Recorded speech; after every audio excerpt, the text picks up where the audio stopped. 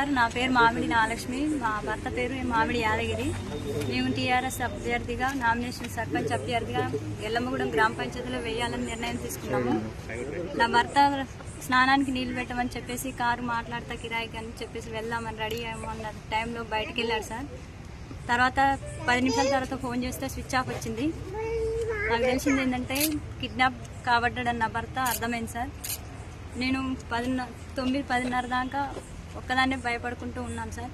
With protection కావాలని నేను MPTC గారికి ఫోన్ చేశాను. తర్వాత ఎమ్మెల్యే గారు దీపాల్ రెడ్డి సార్ గారు నన్ను టైం పొద్దున 9 గంటలకు తీసుకుపోయిన నా భర్తని ఇంతవరకు నాకు తెలియదు, ఎక్కడున్నాడో కూడా తెలియదు సార్. నా భర్త బతుకుండా కూడా తెలియదు నాకు.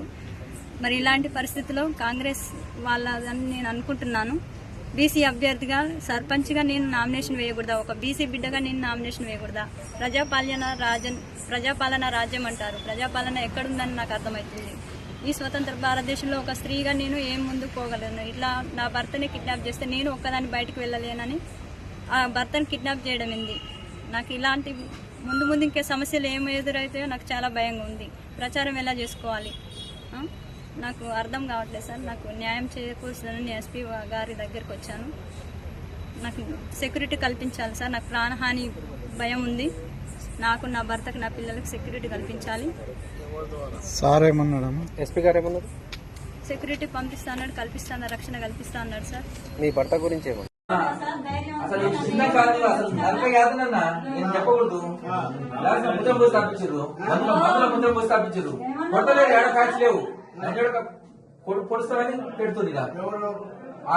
అల్ల 4 రూమ్లు మంచిగా దిట్ట సంఘం ఉంటారు. సంబంధించిన వాళ్ళే వాళ్ళు స్వయంగా ఈయన అనుమానం మాట్లాడుతుండో లొకేషన్ చూస్తే మొత్తం తెలుస్తుంది. నా ఫోన్ ఆన్ అయినప్పుడు లొకేషన్ చూస్తే 4 రూమ్లు ఆ నెంబర్లు ఎవరు లేవు మన దగ్గర.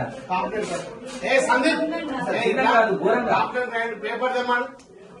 నలుగురు హైదరాబాద్ ఫోన్ ఆఫ్ చేసి మొదట కొంచెం మాట్లాడుతున్నారు. ఆ నలుగురు ఎవరు అంటే లొకేషన్ దొరుకుతుంది కదా, నలుగురు నా దగ్గర ఉన్నాయి. ఈమె నామినేషన్ చేస్తే ఇప్పటికీ నేను నమ్ముతాం. ఖాయమని చదివి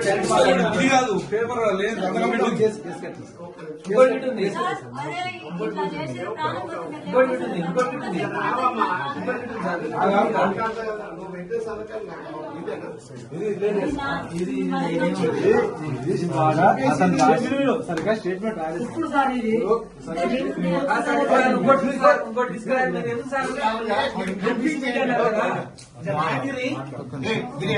స్టేట్మెంట్ రాలేదు.